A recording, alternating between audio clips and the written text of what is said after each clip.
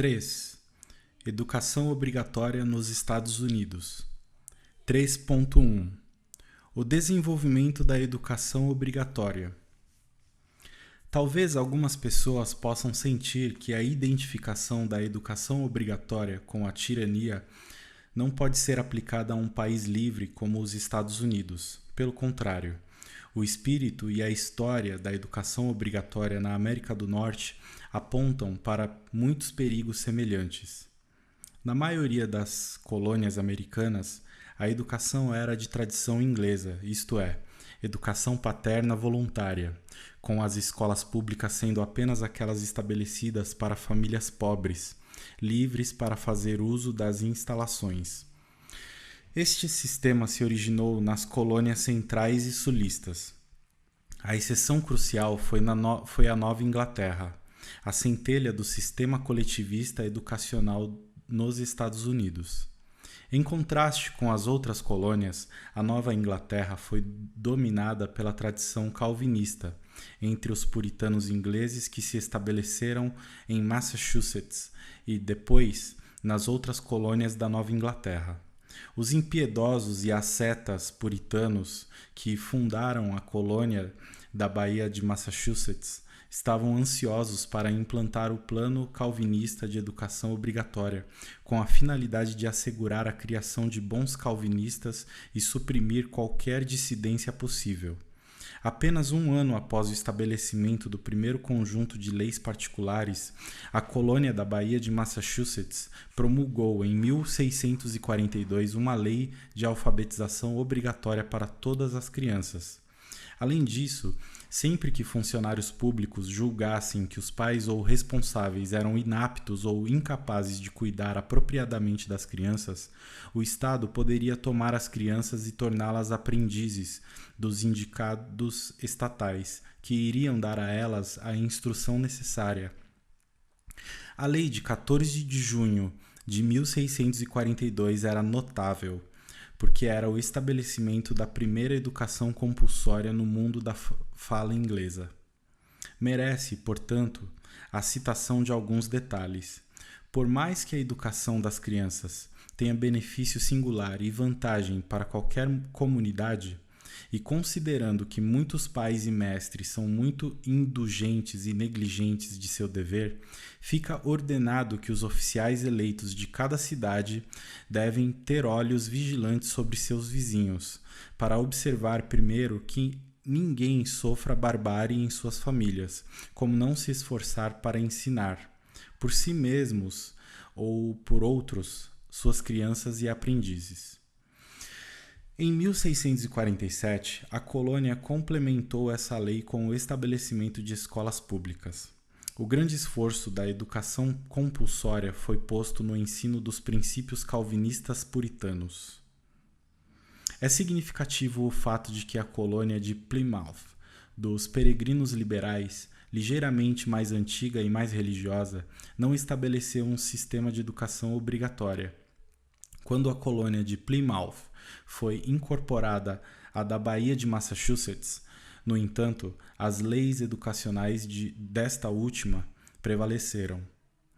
Qual foi o tipo de governo estabelecido no primeiro sistema educacional compulsório do mundo de fala inglesa, a inspiração futura para o sistema educacional dos outros estados? O espírito do governo foi o absolutismo calvinista. Todos na colônia eram forçados a frequentar a igreja congregacional. Além disso, nem todos eram qualificados como membros. Apenas os membros da igreja, porém, podiam votar nas eleições estaduais. Os princípios desse governo teocrático foram o da ordem, com os superiores e os inferiores colocados em seus lugares. A autoridade ministerial dos anciãos da igreja foi estabelecida. Para ser admitido como membro da igreja e com direito a voto, o candidato devia ser examinado pelos anciãos da igreja, que determinavam se havia ou não algo de Deus ou da graça em sua alma, e depois o aceitavam como membro. O grande líder espiritual puritano, reverendo John Cotton, entretanto, declarou que hipócritas que se conformavam meramente com as regras dos anciãos, sem crenças profundas, poderiam continuar sendo membros, desde que não ficassem ociosos em suas ocupações. É interessante notar que a colônia fundou o Harvard College em um de seus primeiros atos, em 1636, como sendo estatal. As autoridades declararam que as escolas deviam depender dos magistrados para prevenir a corrupção das sãs doutrinas. Outro líder, um ministro puritano e legislador, o reverendo William Hubbard, declarou que a experiência nos ensina que a maior parte da humanidade não é nada além de ferramentas e instrumentos para serem trabalhados por outros, do que agentes apropriados para um fim em si mesmos, não como ovelhas que necessitam de um pastor. Os magistrados são a força do governo, a cabeça da sociedade. O reverendo John Davenport aconselhou os eleitores a escolher bons governantes, porque era imperativo a eles se submeterem à autoridade do governante. Vocês devem se submeter à autoridade e realizar todos os deveres a eles que vocês escolheram, sejam eles bons ou ruins, em virtude da relação entre eles e vocês. Assim, a democracia formal foi no início vista como compatível com o despotismo dos governantes sobre os governados. A influência mais importante na formação da colônia da Baía de Massachusetts foi o seu primeiro governador, John Winthrop, que governou a colônia por 20 anos desde o seu início em 1630. Winthrop acreditava que a liberdade natural era uma besta selvagem, que deveria ser restringida pelas ordenanças de Deus. A correta liberdade civil significava ser bom, de modo a se sujeitar à autoridade. Winthrop considerava qualquer oposição à política do governador, principalmente quando ele era o governador, como positivamente sediciosa. O governo de Massachusetts foi totalmente consonante com esses princípios. Os hereges e as supostas bruxas foram perseguidos e caçados, e a severidade puritana e total submissão foram impostas em quase todas as áreas da vida. Dissidentes como Roger Williams, Anne Hutchinson, tiveram de deixar a colônia. Os puritanos logo se espalharam para outros estados e Connecticut foi governada com o mesmo espírito.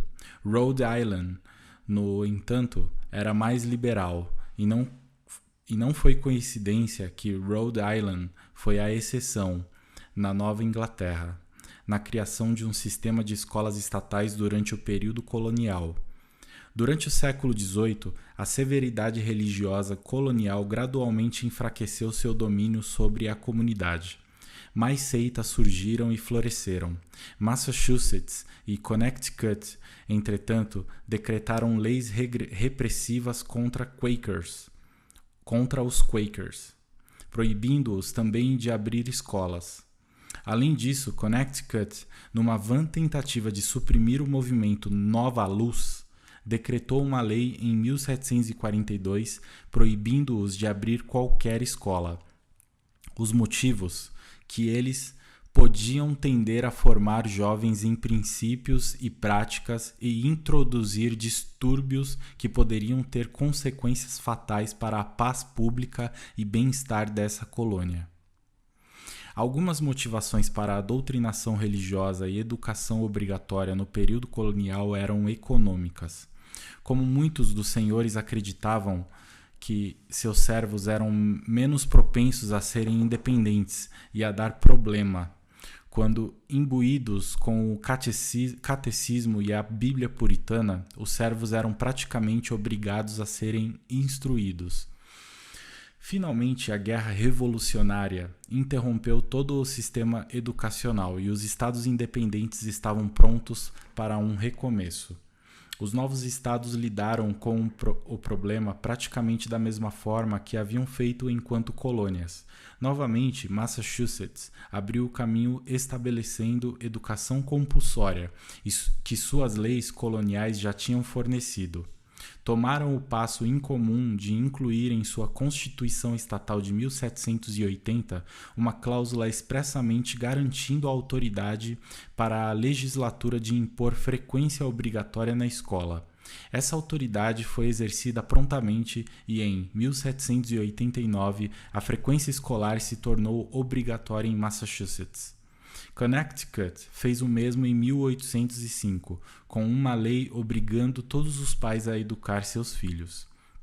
Deu sequência a esta alfabetização obrigatória com uma lei em 1842 obrigando toda criança abaixo de 15 anos e empregada a ir para a escola por 3 meses durante o ano, acrescentando, assim, uma escolarização obrigatória às suas leis de educação primária geral obrigatória, ou alfabetização.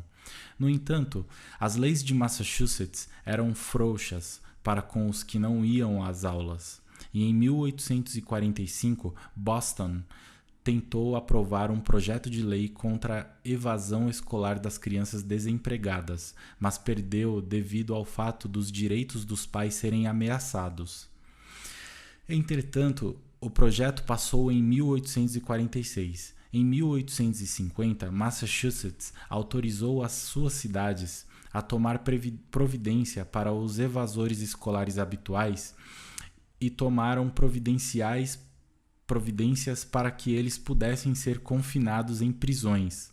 Finalmente, em 1852, Massachusetts estabeleceu o primeiro sistema abrangente em todo o estado, um moderno sistema de educação compulsória nos Estados Unidos. Ele previa que toda criança entre 8 e 14 anos tinha de frequentar a escola pelo menos 13 semanas ao ano. Massachusetts, até o final do século, continuou ampliando e fortalecendo suas leis de educação compulsória. Em 1862, por exemplo, fez a obrigatoriedade da detenção de crianças evasoras e aumentou a idade escolar para que 7 e 16 anos. Entre 7 e 16 anos, repetindo. Em 1866, a frequência escolar se tornou obrigatória por 6 meses durante o ano. Este não é o local para uma discussão da batalha pelas escolas públicas, que transformaram o sistema educacional americano de 1800 a 1850. O objetivo dos defensores da campanha será analisado. Mas basta dizer que, entre 1825 e 1850, o trabalho de propaganda tinha sido tal que os estados que não eram da Nova Inglaterra tinham mudado de um sistema de ausência total de escolas públicas ou apenas escolas para pobres para o estabelecimento de escolas gratuitas disponíveis a todos. Além disso, o espírito das escolas havia mudado da filantropia para com os pobres para algo que todas as crianças eram induzidas a frequentar. Em 1850, cada estado tinha uma rede de escolas públicas gratuitas. Em 1850, todos os estados tinham escolas públicas, mas apenas Massachusetts e Connecticut impuseram a coerção. O movimento pela escolaridade obrigatória conquistou toda a América no final do século XIX. Massachusetts começou a marcha e os outros estados o seguiram, principalmente nas décadas de 1870 e 1880. Em 1900, quase todos os estados estavam impondo a frequência obrigatória. Parecia ter havido muito pouco debate sobre a questão da escolaridade obrigatória. Podemos apenas imaginar a razão para a negligência de uma questão fundamental, uma negligência que é evidente, além disso, em toda a história da educação. Pode muito bem ser porque os educacionistas profissionais sabiam que a questão podia ser delicada se o tema fosse excessivamente enfatizado no debate público. Depois de citar algumas opiniões pró e contra as leis de escolaridade obrigatória, vamos investigar o desenvolvimento dos educacionistas e seus movimentos de propaganda, uma vez que eles foram fundamentais para o estabelecimento das escolas públicas e em governar o seu funcionamento até os dias de hoje.